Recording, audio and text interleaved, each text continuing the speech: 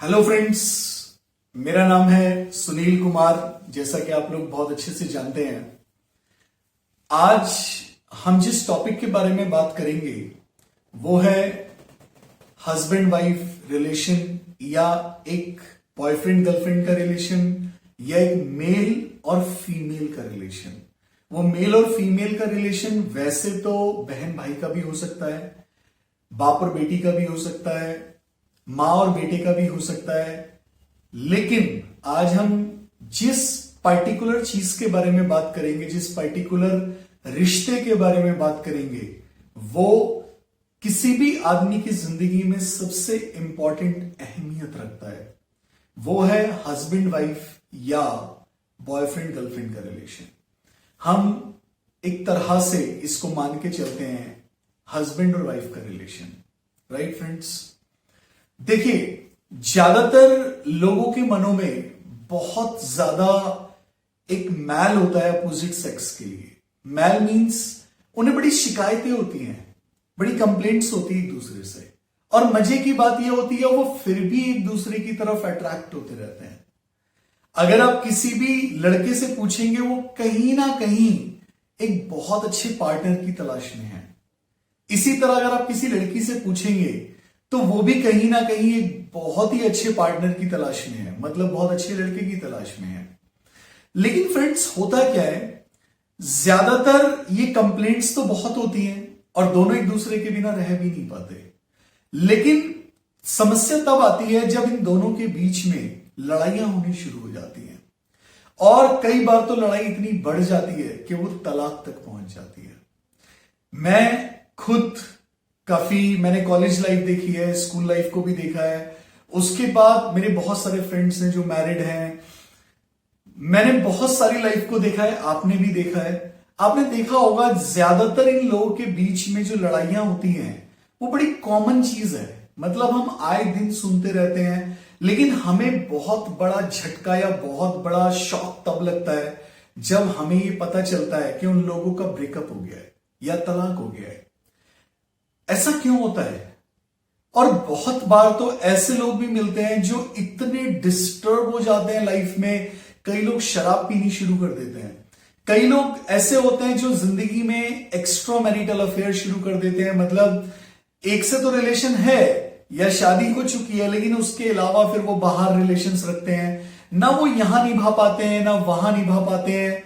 काफी लोग इस दुनिया में ऐसे भी होते हैं जो इन रिश्तों से तंग आकर सुसाइड तक कर लेते हैं।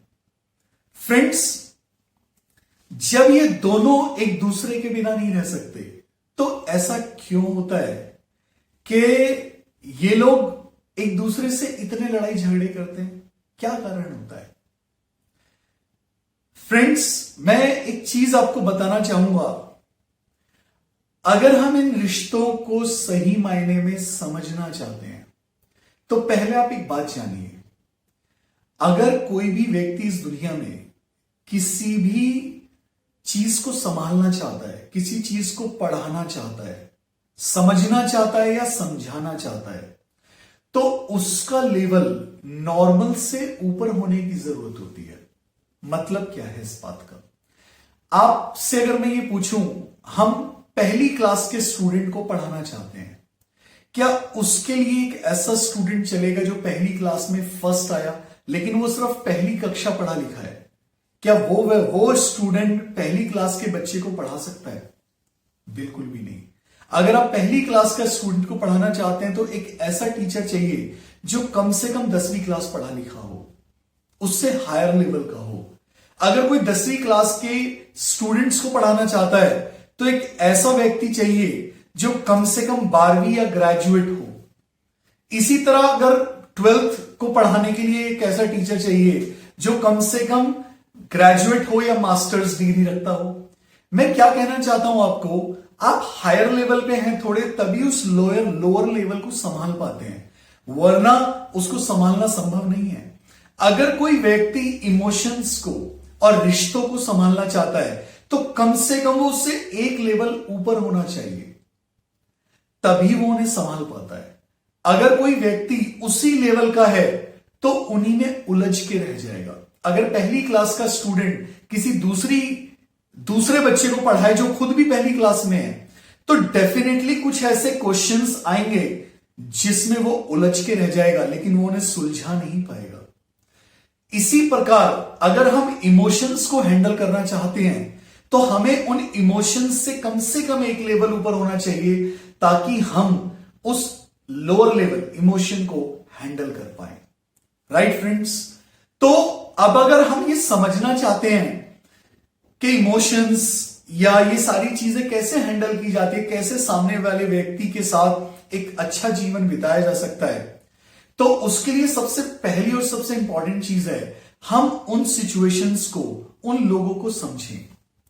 तो आज हम सबसे पहले समझने की कोशिश करेंगे एक आदमी का नेचर, व्यक्तित्व कैसा होता है और एक औरत का व्यक्तित्व कैसा होता है। अगर एक आदमी किसी औरत के व्यक्तित्व को समझ पाएगा तो वो उसको आसानी से हैंडल कर पाएगा, आसानी से उसकी प्रॉब्लम्स को सॉर्ट आउट कर पाएगा। सेम अगर एक औरत एक आदमी के नेचर को, बिहेवियर को, उसके व्यक्तित्व को समझ पाती है तो वो आसानी से उसकी प्रॉब्लम्स को भी सॉल्व कर पाएगी और उसे समझ भी पाएगी। तो आज हम सबसे पहले डिस्कस करेंगे एक आदमी का नेचर कैसा होता है और एक औरत का नेचर कैसा होता है। फ्रेंड्स, भगवान ने एक औरत को भावना प्रधान बनाया है, मतलब भाव प्रधान है उसके अंदर। वो काम सारे करती है, वो जॉब भी कर सकती है, वो सब कुछ कर सकती है, लेकिन उसके अंदर भाव प्रधान है। वो जिस भी काम को करेगी भाव की दृष्टि से करेगी। और एक आदमी को भगवान ने बनाया है कर्म प्रधान। वो भावों को तो अहमियत देगा, सारे काम करेगा जैसे एक फीमेल करती है, लेकिन उसकी जिंदगी में जो सबसे ज्यादा इंपॉर्टेंस होगी वो कर्म प्रधान, कर्मों की होगी। अब मैं आपको बताता हूं किस तरीके से क्या चीज काम करती है। आप अगर ध्यान से देखें, एक आदमी से अगर बोला जाए कि शॉपिंग करने चलते हैं, अब एक आदमी को भी शॉपिंग के लिए भेजा जाए और एक औरत को भी शॉपिंग के लिए भेजा जाए। आदमी से बोला जाए 2 शर्ट्स लेके आनी है और एक औरत से भी बोला जाए कि 2 शर्ट्स लेके आनी है। आदमी शायद 5 या 10 मिनट में उन शर्टों को खरीद लेगा, क्योंकि वो कर्म प्रधान है। उसको लगता है मुझे शर्ट खरीदने का काम दिया गया है और वो अपनी तरफ से बेस्ट खरीदेगा, लेकिन वो 2, 4, 5 मिनट में खरीद लेगा, क्योंकि वो कर्म प्रधान है। वो नहीं समझ सकता कि भावना की खूबसूरती क्या है। उसी प्रकार एक औरत जो भाव प्रधान है वो भी उस काम को करने के लिए निकलेगी, लेकिन उसका उद्देश्य होगा कि एक ऐसी शर्ट्स खरीदी जाएं जो उस व्यक्ति के ऊपर अच्छी भी लगे, उसका कलर आज के हिसाब से भी हो, दिखने में भी अच्छी लगे, दूसरा आदमी भी उसकी तारीफ करे कि वाकई में कितनी खूबसूरत शर्ट्स खरीदी हैं आपने। औरत भाव प्रधान है, वो जो भी काम करेगी भाव को सेंटर पॉइंट में रख के करेगी। आदमी जिस भी काम को करेगा कर्म को सेंटर पॉइंट में रख के करेगा। और यही वजह होती है कि ज्यादातर ये दोनों एक दूसरे को समझने की कोशिश करने में अक्सर असमर्थ हो जाते हैं। अपने को तो बहुत अच्छे से समझते हैं। आदमी सोचेगा यार देखो मुझे शर्ट खरीदने का काम दिया गया, मैंने 5 मिनट के अंदर शर्ट खरीद ली। और इस लेडीज को देखो कि कैसे करती है, गई थी 2 घंटे लगे इसे शर्ट्स खरीदने में, 5 मिनट का काम है 2 घंटे लगा दिए इसने। और वहीं पे वो औरत सोचेगी कि यार ये आदमी कितना बेवकूफ है, 2 शर्ट्स खरीदने के लिए बोला और जिसने जो दिखा दिया ऐसे उनमें से 2 उठा के ले आया। और अगर यही काम मुझे दिया होता तो मैं इतनी खूबसूरत और कितनी अच्छी शर्ट्स खरीद के लाती कि देखने वाले भी हैरान हो जाते। अगर किसी दोनों, एक आदमी और एक औरत को कमरे की सफाई का जिम्मा दिया जाए, आदमी निश्चित रूप से उस कमरे की बहुत अच्छी सफाई करेगा, इसमें कोई शक नहीं है, लेकिन औरत उस कमरे की सफाई के साथ साथ उस कमरे की हर वस्तु को ऐसी जगह पे रखेगी कि वो कमरा सज जाएगा। वो सफाई के साथ उसको सजाने का काम करेगी। यही काम एक औरत का एक आदमी के जीवन में होता है। आदमी की लाइफ ऐसे होती है जैसे एक ब्लैक एंड व्हाइट टीवी, जिसपे पिक्चर भी देख सकते हैं। ब्लैक एंड व्हाइट टीवी कैसा होता है, बिल्कुल आप कोई भी मूवी देख सकते हैं, पूरी देख सकते हैं, डायलॉग्स भी सुनाई देंगे, लेकिन आप सोच के देखिए ब्लैक एंड व्हाइट टीवी पे कैसा टेस्ट आएगा लाइफ का, मूवी का कैसा टेस्ट होगा। और इसी तरह अगर एक कलरफुल टीवी देखा जाए जिसमें कलर्स हैं, बिल्कुल बिल्डिंग्स हैं, बहुत मजा आ रहा है कलरफुल देखने में, तो उस पर अगर आप मूवी को देखेंगे तो वो भी मूवी वैसी है, सेम मूवी, लेकिन उसका स्वाद डिफरेंट होगा। फ्रेंड्स, एक औरत जो होती है वो एक बेल की तरह होती है, और एक जो आदमी होता है वो एक पेड़ की तरह होता है। पेड़ निश्चित रूप से, इसमें शक नहीं है, अकेला रह सकता है। उसे किसी सहारे की जरूरत नहीं है, वो खुद अपने तने और अपने जड़ों के दम पे वहीं पे खड़ा रह सकता है अकेला, उसे किसी के सहारे की जरूरत नहीं है। लेकिन जो बेल होती है वो अकेले नहीं रह सकती। बेल को बढ़ने के लिए एक सहारे की जरूरत है, और वो सहारा होता है पेड़। लेकिन इसका अर्थ ये नहीं है कि पेड़ को बेल की कोई आवश्यकता नहीं है। जब वो बेल उस पेड़ से लिपटती है तो वो उसको दो चीजें प्रदान करती है दोस्तों। एक, खूबसूरती। आप एक ऐसा पेड़ देखिए जिसके ऊपर बेल लिपटी हुई नहीं है, बस ऐसे ही खड़ा हुआ है, और एक ऐसा पेड़ देखिए जिसके ऊपर बेल लिपटी हुई है। आपको देख के भी इतना खूबसूरत लगेगा कि आपको लगेगा यार बिल्कुल इसी की छाया में बैठा जाए। और दूसरी चीज होती है, जो पेड़ है उसको वो खूबसूरती के साथ ठंडक प्रदान करती है। फ्रेंड्स, ऐसे ही एक आदमी की जिंदगी होती है। वो अगर सोच के देखिए, सुबह काम पे जाता है और शाम तक, रात तक काम करता है, काम में ही उसका दिमाग लगा रहता है। जब वो घर आए तो घर आने के बाद भी सोच के देखिए कोई व्यक्ति उससे काम के बारे में ही बात करता रहे, कैसी होगी उसकी जिंदगी। लेकिन आप सोचिए, जब वो पूरा दिन काम करता है, थकता है, घर आता है, तो एक फीमेल होती है जो एक स्माइल के साथ उसका वेलकम करती है, उसके लिए एक उसकी पसंद का खूबसूरत सा खाना बनाती है। खाना अगर वो औरत नहीं होती तो वो शायद खुद भी बना सकता था, या ढाबे से या किसी रेस्टोरेंट से भी खरीद खिला सकता था। लेकिन आप सोच के देखिए, क्या वो माहौल जो एक फीमेल आदमी को घर पे देती है, क्या वो माहौल उसे मिल सकता था? नहीं, क्योंकि उस आदमी की जिंदगी में खूबसूरती, ठंडक, सजावट किसने दी? उस औरत ने। अब पूछा जाए कि क्या चीज ज्यादा इंपॉर्टेंट है, कमाना ज्यादा इंपॉर्टेंट है या घर का काम, ये सब ज्यादा इंपॉर्टेंट है? फ्रेंड्स, दोनों की अपनी इंपॉर्टेंस है। पेड़ की अपनी इंपॉर्टेंस है और बेल की अपनी इंपॉर्टेंस है, क्योंकि दोनों के बिना दोनों अधूरे हैं। अगर सोच के देखिए, कई बार ऐसा मैं देखता हूं, कई फीमेल ऐसी होती हैं जो कहती हैं कि मुझे किसी की जरूरत नहीं है, मैं खुद ही जॉब करके कमा भी लूंगी और मैं अपना घर का काम भी कर लूंगी, मैं खाना भी पका लूंगी और मैं खा भी लूंगी। बिल्कुल सही बात है, ये हो सकता है। लेकिन फ्रेंड्स, आप सोच के देखिए, कैसी है लाइफ? क्या हम सिर्फ मशीन हैं जो सुबह जाने से, ऑफिस जाने से पहले काम करके जाएंगे, ऑफिस से आने के बाद काम करेंगे और रात को हम सो जाएंगे? क्या इसी के लिए लाइफ बनी है? फ्रेंड्स, लाइफ का मतलब होता है आनंद, खुशी, शांति, एक टेस्ट है उसका लाइफ के अंदर। आदमी के बिना औरत की लाइफ अधूरी है और औरत के बिना एक आदमी की लाइफ अधूरी है। लेकिन ये दोनों इन बातों को नहीं समझ पाते, और इनके बीच में अक्सर जो लड़ाई का कारण होता है, जानते हैं वो क्या होता है? अक्सर लड़ाई का कारण क्या होता है? पहला कारण होता है कि आदमी को लगता है कि मैं जो कर रहा हूं वो ज्यादा इंपॉर्टेंट है एज कंपेयर टू फीमेल। औरत को लगता है जो काम मैं करती हूं वो ज्यादा इंपॉर्टेंट है एज कंपेयर टू जो आप करते हो। अगर मैं खाना बना के नहीं दूंगी तो भूखे रह जाओगे। आदमी को लगता है अगर मैं कमा के नहीं लाऊंगा तो खाली, मतलब क्या बनाएगी, कुछ होगा ही नहीं तो बनाने के लिए क्या करेगी फिर? लेकिन वो दोनों नहीं समझ पाते कि दोनों की जरूरत एक दूसरे को है। जब वो नहीं होते हैं तो उन्हें पता चलता है।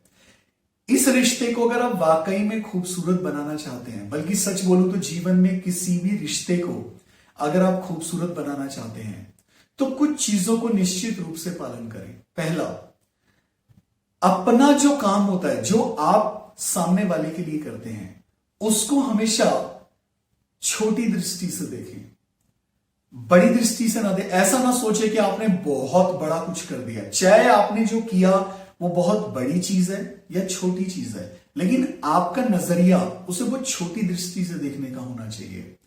और जो सामने वाले ने किया चाहे उसने छोटी चीज की या बड़ी चीज की, पर आपका नजरिया ऐसा होना चाहिए कि यार थैंक यू वेरी मच, आपने इतनी बड़ी चीज की मेरे लिए। इसी तरीके से जो सामने वाला पार्टनर होता है उसका भी यही रोल होता है कि जो उसने खुद ने किया, चाहे वो बड़ी चीज थी या छोटी, पर वो उसे छोटी दृष्टि से देखे कि यार मैंने तो आपके लिए कुछ भी नहीं किया है, लेकिन आपने तो मेरे लिए इतना कुछ कर डाला। जो मैं करता हूं या मैं करती हूं वो तो सभी करते हैं अपने पार्टनर के लिए, पर जो आपने मेरे लिए किया it was really very special. अगर ये भाव, ये नीयत आपके अंदर होती है तो रिश्ता और मजबूत होता जाता है और बहुत खूबसूरत होता जाता है। दिन पे दिन आपका प्यार बढ़ेगा। क्यों? आपका नेचर कॉम्प्लीमेंटिंग नेचर है, तारीफ करने वाला नेचर है। और दूसरा होता है कमेंटिंग नेचर। कमेंटिंग नेचर होता है जो मैंने किया उसको मैं बहुत बड़ी दृष्टि से देखता हूं, चाहे जो मैंने किया वो छोटी चीज थी या बड़ी चीज थी, पर मैं उसको बहुत बड़ी दृष्टि से देखता हूं। और जो सामने वाले ने किया, चाहे वो छोटी चीज थी या बड़ी, लेकिन उसको मैं बहुत छोटी दृष्टि से देखता हूं। मेरे को ऐसा लगता है यार मैंने जो किया ना, मैंने इस इंसान के लिए इतना कुछ किया और इसने तो मेरे लिए सिर्फ इतना सा किया है। तो इस दृष्टि से अगर आप देखते हैं तो वो नेचर कमेंटिंग नेचर हो जाता है। हम कमेंट्स करते हैं, ताने कसते हैं, लड़ाई झगड़ा करते हैं, और इससे क्या होता है, हमारी नजर में सामने वाले की वैल्यू खत्म होती जाती है और सामने वाले की नजर में हमारी वैल्यू खत्म होती जाती है। इसीलिए ये रिश्ते कमजोर होते जाते हैं।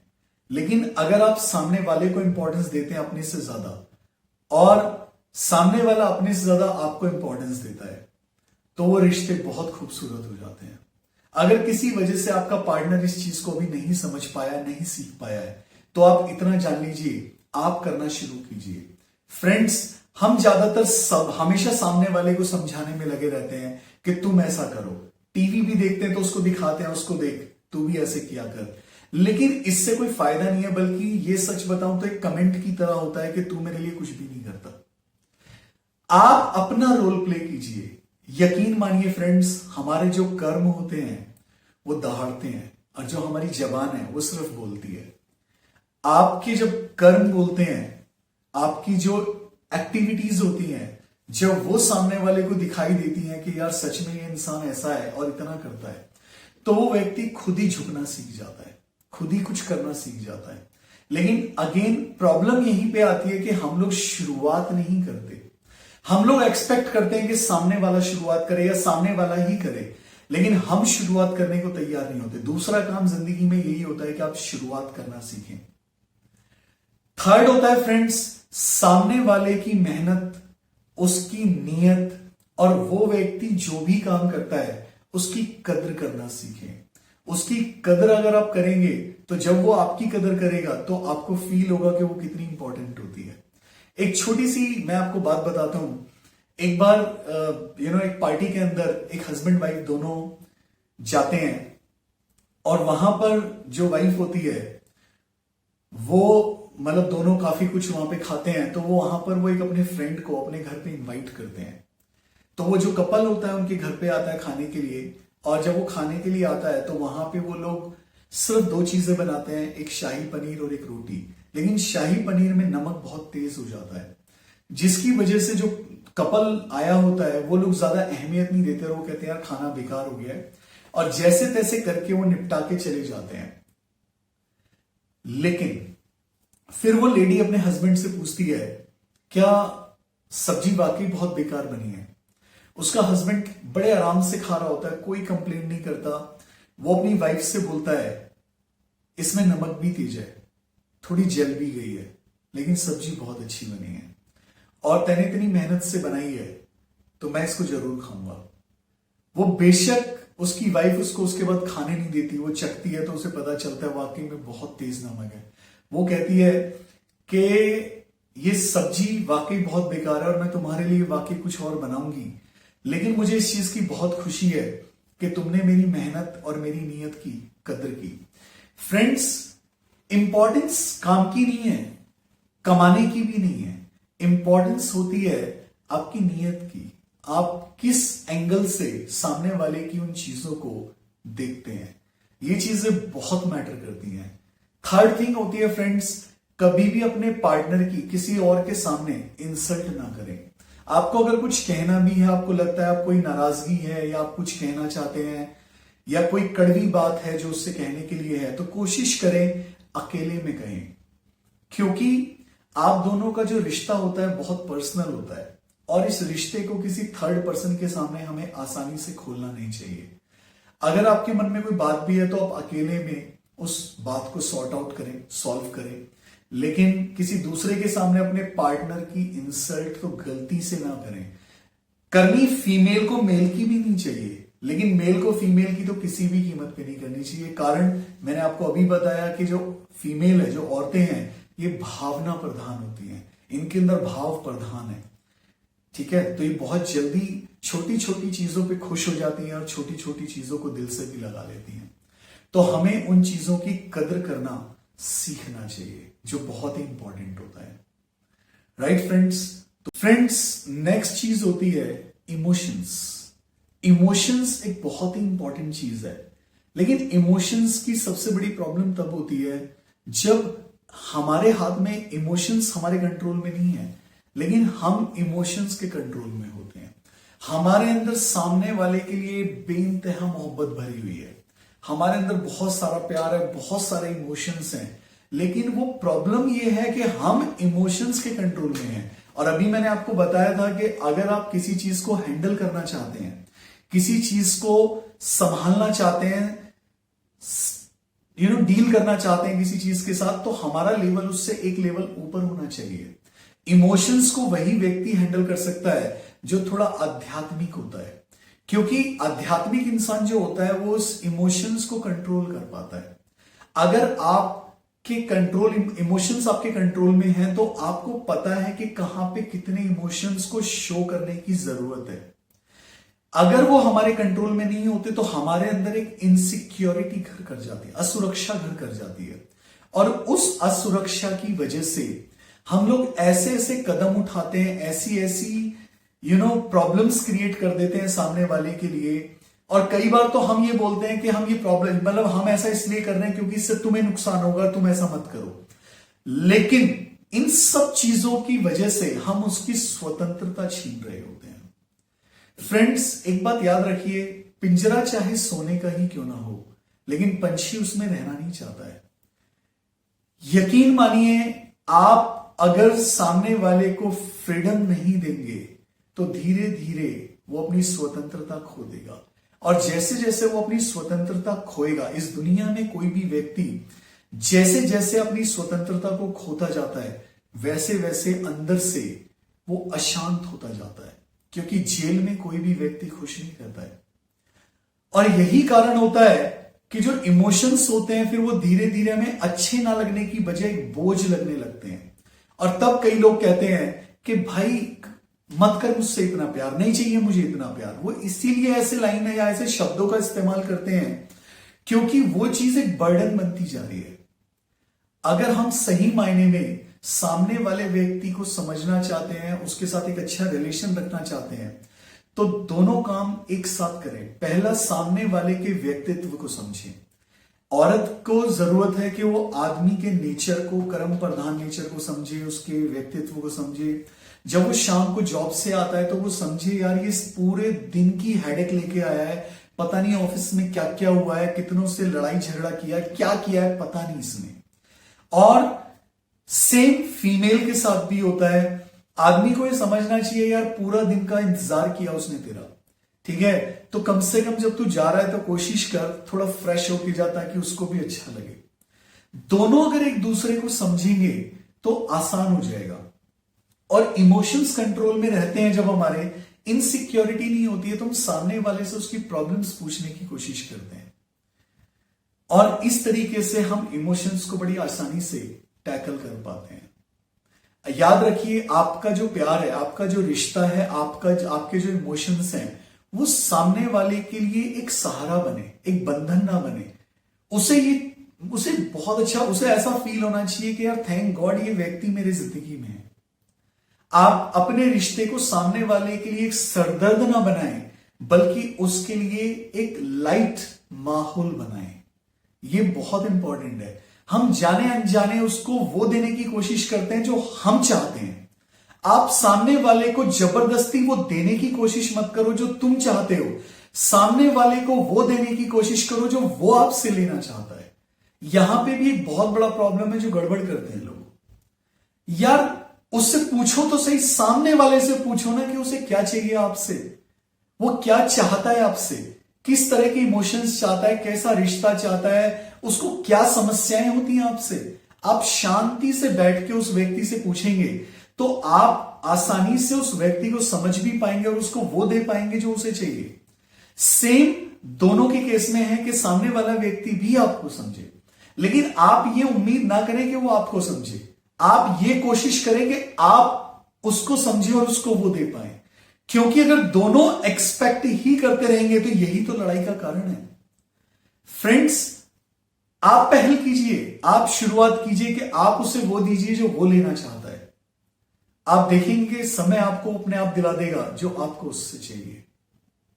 ठीक है फ्रेंड्स, तो ये इमोशंस वाली बात को हमेशा ध्यान रखें और कोशिश करें एक आध्यात्मिक इंसान बनने की, क्योंकि एक आध्यात्मिक इंसान अपने इमोशंस को, अपने इंद्रियों को, हर चीजों को कंट्रोल कर पाता है, उनसे ऊपर उठ पाता है। अब जब वो उनसे ऊपर उठ जाता है, उसका लेवल उनसे हाई हो जाता है, तो वो नीचे की चीजों को बड़ी आसानी से टैकल कर पाता है। और यही बात मैंने शुरू में आपको बताई थी कि पहली क्लास के बच्चे को पढ़ाने के लिए भी टीचर ऐसा चाहिए जो कम से कम 10वीं कक्षा पास हो, और 10वीं को पढ़ाने के लिए वो चाहिए जो कम से कम 12वीं या कम से कम ग्रेजुएट हो। तो फ्रेंड्स, आप अपने लेवल को थोड़ा ऊपर कीजिए, अपनी अंडरस्टैंडिंग को बढ़ाइए। जब भी आप जिंदगी में अशांत होते हैं रिश्तों से, तो आप समझ लीजिए कुछ ऐसा है जो आपको बहुत बड़ा लग रहा है, क्योंकि वो आपकी सोच से बड़ा है। अगर आपकी सोच छोटी है तो चीजें आपको बहुत बड़ी नजर आएंगी, लेकिन आपकी सोच बहुत बड़ी है तो आपको हर चीज ऐसे लगेगी कि क्या हो गया यार, इतना सही तो प्रॉब्लम हुआ है, कोई बात नहीं, बैठते हैं और सॉर्ट आउट करते हैं। तो फ्रेंड्स, ये रिश्ते बहुत इंपॉर्टेंट है। अगर आप मेल फीमेल वाले रिश्ते को बहुत अच्छे से चलाना चाहते हैं जिंदगी में, तो एक औरत के व्यक्तित्व को समझिए, एक आदमी के व्यक्तित्व को समझिए और उनको समझ के उनके साथ डील करना शुरू कीजिए, तो आप आसानी से उसके साथ डील कर पाएंगे। Thank you very much.